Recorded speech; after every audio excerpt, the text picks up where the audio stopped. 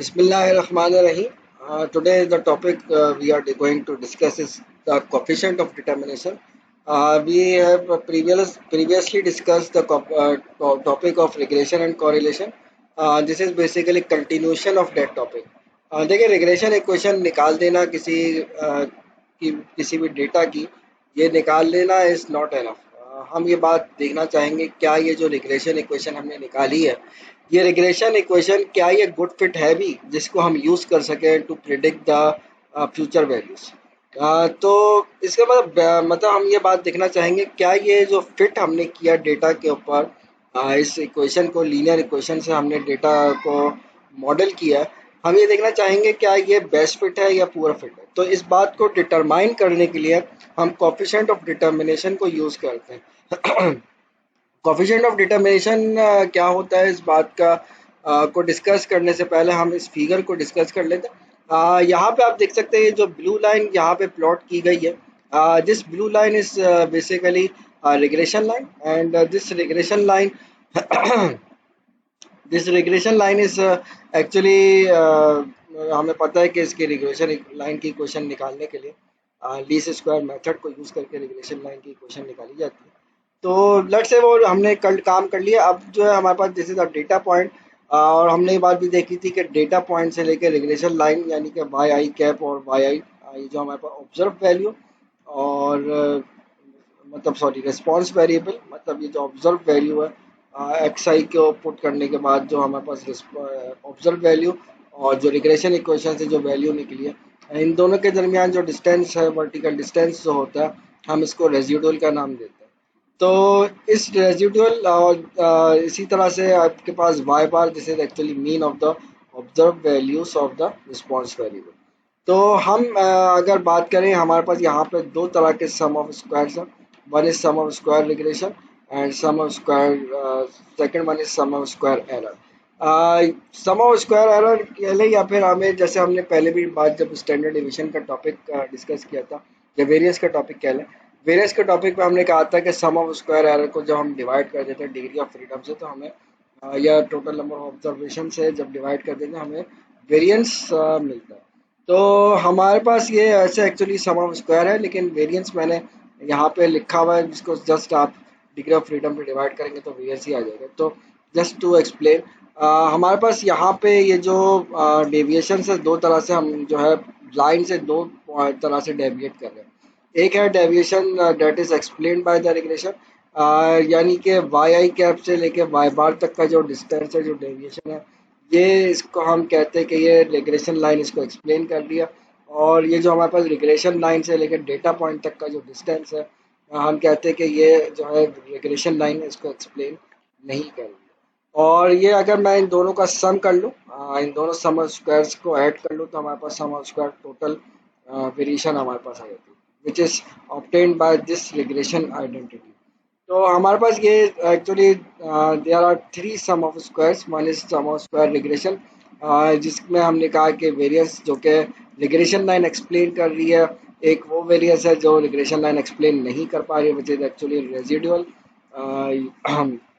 Because residuals जो है ये एरर्स है तो वेरियंस उसको रिग्रेशन लाइन ऑब्वियसली उसको एक्सप्लेन नहीं कर पाएगी। तो इन दोनों का सम जब करेंगे तो हमारे पास total sum of square errors total sum of squares आता है विच इज ये वाली आइडेंटिटी हमेशा होल्ड करती है इसको हम रिग्रेशन आइडेंटिटी का नाम देते हैं। इस रिग्रेशन आइडेंटिटी को यूज करके हम जो है कोफिशिएंट ऑफ डिटर्मिनेशन या R square is called coefficient of determination हम coefficient of determination simple method से निकाल सकते हैं which is ratio of sum of square error sum of square regression divided by sum of square total. तो इनको अगर इससे फॉर्मूले से निकालें तो हमारे पास कोफिशिएंट ऑफ डिटर्मिनेशन आ सकता है। आप एस एस आर को के अलावा यहाँ पे सम ऑफ स्क्वायर एरर यूज़ करना चाहें तो this is very simple way से हम या ये काम भी कर सकते हैं simply one minus S S E यहाँ पे यूज़ कर लें एस एस आर की जगह पे। तो sorry S S T minus S S R use कर लें तो यहाँ पे हम जो है आर स्क्वायर इस फॉर्मूले से भी डिटरमाइन कर सकते हैं। आई मीन आई मीन के हम इस फॉर्मूले से भी यानी कि अगर सम ऑफ स्क्वायर एरर को यूज़ करना चाहें तो उससे भी हम कोफिशिएंट ऑफ डिटर्मिनेशन निकाल सकते हैं। अब what is the formula of sum of square error, इसको डिफाइन करते हैं अब हम, और then we will go on to the example. So these are the formulas to find the sum of squares. These are basically definitions of sum of squares. आप जैसे अगर previous slide में देखें तो जैसे हमने सम ऑफ स्क्वायर टोटल के बारे में कहा था कि ये हमारे पास टोटल डेविएशन है वाई आई और वाई बार के दरमियान जो टोटल डेविएशन है ये इसको डिफाइन कर रहा है। और sum of squares relation is actually the deviation between Y I cap and Y bar का स्क्वायर। और सिमिलरली हमारे पास जो रेजिडुअल्स हैं यानी कि इसकी डेविएशन यानी कि वाई आई कैप और वाई आई का डिफरेंस का स्क्वायर। सो ये डेफिनेशन जो से ही हमने ये सम स्क्वायर्स लिखे हैं। बट इन फार्मूलाज में इशू ये है कि इनकी कंप्यूटेशंस जो है ये थोड़ी सी लेंथी हो जाती है।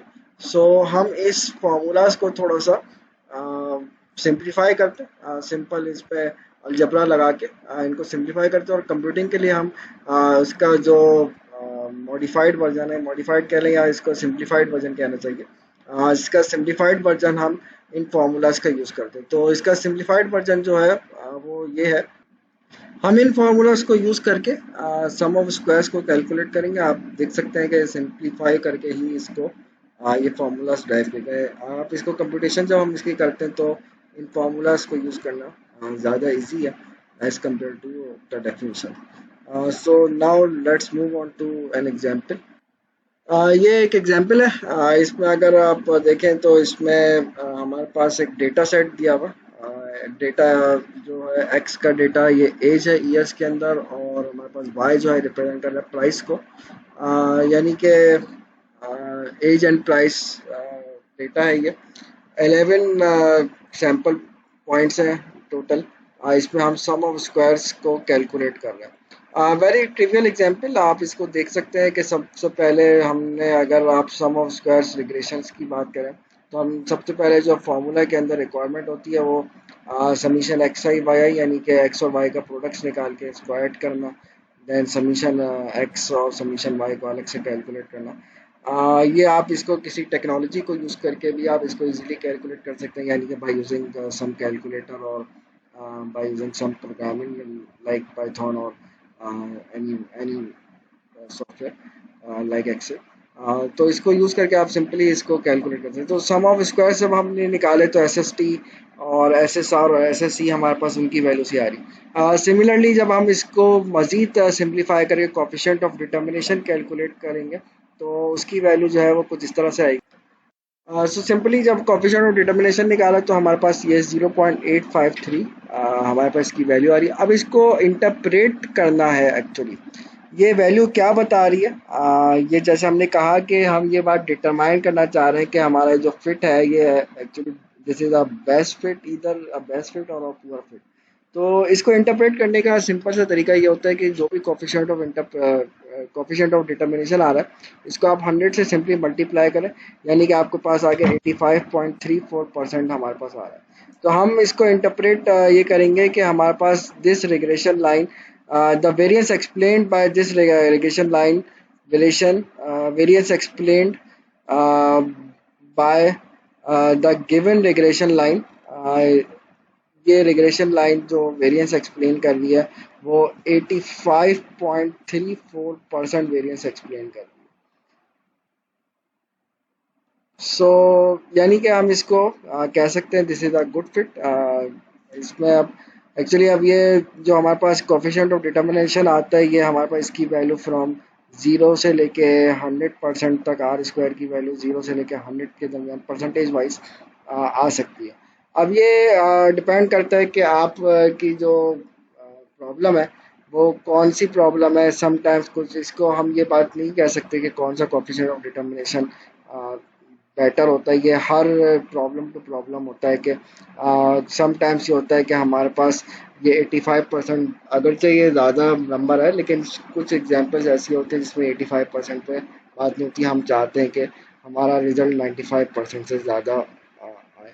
तो ये प्रॉब्लम टू प्रॉब्लम वेरी करता है और समटाइम्स ये this is a good fit. तो एनीवे ये आज हमने देखा कि कोफिशिएंट ऑफ डिटर्मिनेशन जो है इसको यूज़ करके हम ये बात देख सकते हैं कि हमारा जो फिट है इधर this is a best fit और अ पुअर फिट। तो और इसमें जब हमारे पास जो कोफिशिएंट डिटर्मिनेशन आता है ये बात भी देखी कि इसकी इंटरप्रिटेशन जो है ये कैसे की जाती है। हम जब इसको इंटरप्रेट करते हैं तो इसको लिखते इस तरह से है कि जो भी कोफिशिएंट ऑफ डिटर्मिनेशन आता है इसको 100 से मल्टीप्लाई करके ये बता देते हैं कि हमारा वेरिएंस जो है, जो रिग्रेशन लाइन है ये कितना % वेरिएंस एक्सप्लेन कर रहा है।